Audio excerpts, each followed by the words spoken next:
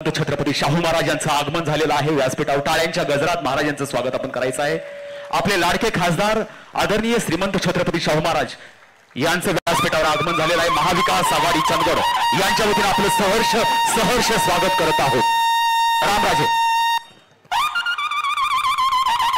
आणि नंदू गोरले यांनी ते म्हणाले की ताईंचा वाढता आलेख आहे। सुरुवातीला कुठंच स्पर्धेत न दिसणाऱ्या अचानकपणे एक नंबरला कसा आला प्रश्न त्यांनी या ठिकाणी व्यक्त केला।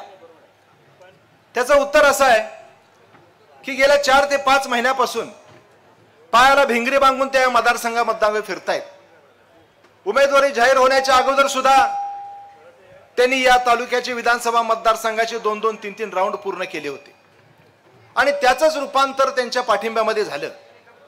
त्यांनी लोकांना विश्वास दिला की मी या ठिकाणी राहून तुमच्या समस्या सोडवणार आहे, तुमच्या सोबत राहणार आहे आणि प्रत्येक गावामधून लोक त्यांच्या पाठीशी मोठ्या संख्येने उभा राहू लागले आणि त्याचं रूपांतर नंदाताईंना महाविकास आघाडीची उमेदवारी देण्यामध्ये झालं। नंदाताईंची ओळख या ठिकाणी सांगण्याची गरज नाहीये। गेल्या 10 वर्षामध्ये आईसाहेबांची ज्यावेळेला आईसाहेब 8.5 वर्ष या ठिकाणी आमदार होत्या त्यावेळेला त्यांचं कामकाज त्याच बघत होत्या आणि त्या कालावधीमध्ये त्यांनी कशा प्रकारचं काम चंदगडमध्ये केले हे आपण सगळ्यांनी बघितलेलं आहे। मगाशी बाळेश नाईक साहेबांनी उल्लेख केला की एव्हीएच फॅक्टरी या ठिकाणी घालवत असताना त्यांनी अतिशय चांगलं संघटन या ठिकाणी बांधलं। ती फॅक्टरी घालवत असताना मोठं आंदोलन झालं। चंदगड तालुक्यामध्ये एव्हीएच आला म्हटल्यावर तालुका डिस्टर्ब झाला होता। कोलटा डिस्टिलेशन प्रकल्प होता, त्या माध्यमातून लोकांना कॅन्सर सारखा भयानक रोग होणार होता। 10 किलोमीटरच्या एरियामधली पिकं नष्ट होणार होती, मोठ्या प्रमाणात वायू प्रदूषण होणार होतं, काजूच्या पिकावर त्याचं नुकसान होणार होतं आणि म्हणून त्यावेळेला नंदाताईंनी ठरवले की हा प्रकल्प काही झालं तरी या ठिकाणी घालवायचा आणि सर्व पक्षीयांना संघटित करून, माता भगिनी युवकांना संघटित करून एक फार मोठा लढा त्या ठिकाणी उभा केला।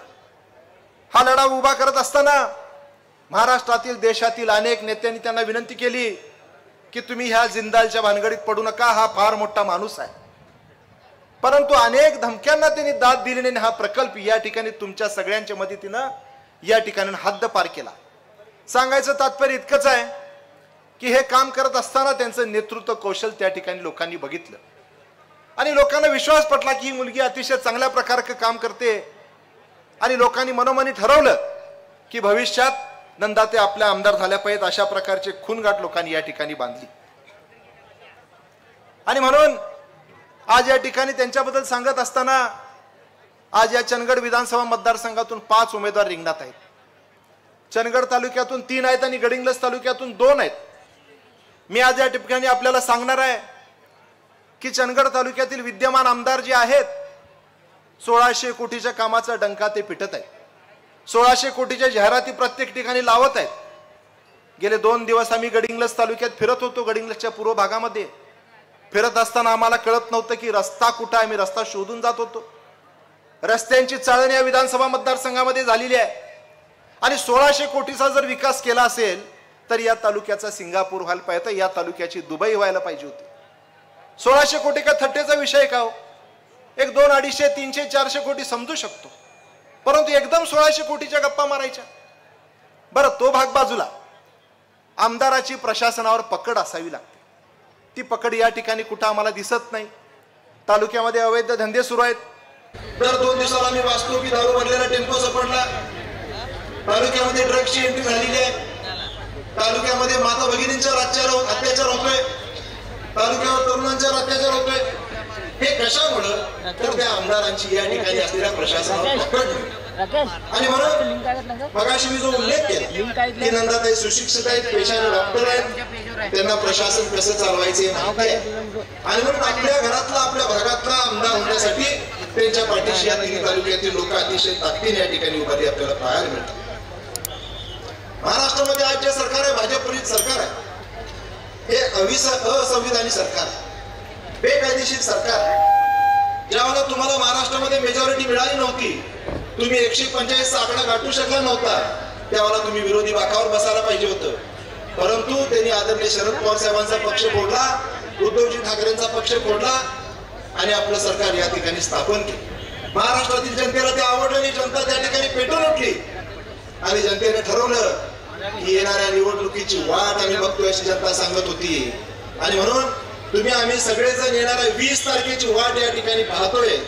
20 तारीख कधी एकदा उजाडते आणि सकाळी 7ला आपण त्या ठिकाणी जाऊन या महायुतीच्या विरोधात मतदान कसं करतोय आणि महाविकास आघाडीला आपण कसं निवडून देतोय हा प्रत्येक जण त्या ठिकाणी वाट बघतोय.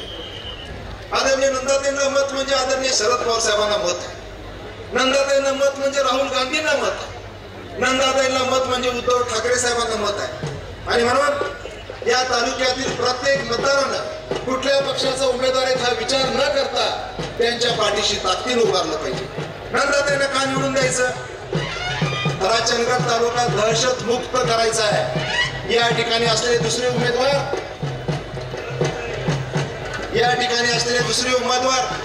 चंदगड मधल्या लोकांना धमक्या देत आहेत, फोन करत आहेत. रात्री अपरात्री लोकांच्या घरावर दोन लाथा मारल्या जातात. या ठिकाणी शिवसेनेचे नेते विजयभाई देवणेंचं आगमन झालं, त्यांचं टाळ्यांच्या गजरात स्वागत करावं अशी मी आपल्याला विनंती करतो. दुसरे उमेदवार गुंडगिरीसाठी प्रसिद्ध आहेत. रात्री अपरात्री 12-1 वाजता लोकांना उठवायचं, त्यांच्या दारावर लाथा मारायच्या आणि त्यांना धमक्या द्यायच्या, अशा प्रकारचं काम या ठिकाणी सुरू आहे. आणि म्हणून हा तालुका भयमुक्त करायचा असेल, गुंडगिरी मुक्त करायचा असेल तर नंदाताईंना आपण पाठिंबा त्या ठिकाणी दिला पाहिजे. नंदाताईंना मतदान का करायचं? तर काजू प्रक्रिया उद्योगासाठी त्यांना आपण मतदान करायचं. चंदगड तालुक्याचा पर्यटन विकास करायचा म्हणून आपण त्यांना मतदान करायचं. या तालुक्यातून या विधानसभा मतदारसंघाचा विचार केला तर सर्वाधिक मतदान या चंदगड तालुक्यातून आहे. जवळपास 1,60,000 मतदान या तालुक्यातून होणार. आणि मी या ठिकाणी उपस्थित असलेल्या माता भगिनींना मला विनंती करायची की चुकून सुद्धा या तालुक्यातून उभे असलेल्या उमेदवारांना आपण मतदान करू नका.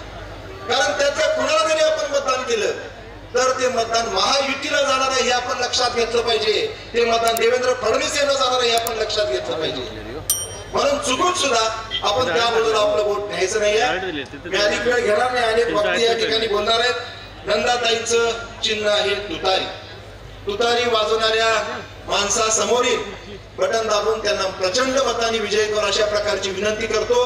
पुन्हा एकदा सांगतो, ज्यावेळेला आपण त्यांच्या चिन्हाचा प्रचार आणि प्रसार कराल तर नुसतं तुतारी म्हणू नका.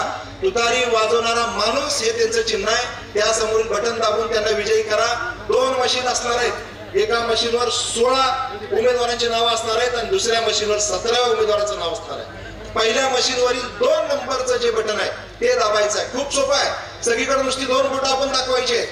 लोकांना कळते 2 बोटं गेली की काय. आणि म्हणून तुतारी वाजवणारा माणूस हे बटन दाबून त्यांना प्रचंड मतांनी विजयी करावं आणि आपल्या तालुक्याचा उरला सुरला विकास साधावा अशा प्रकारची विनंती करतो आणि थांबतो. धन्यवाद.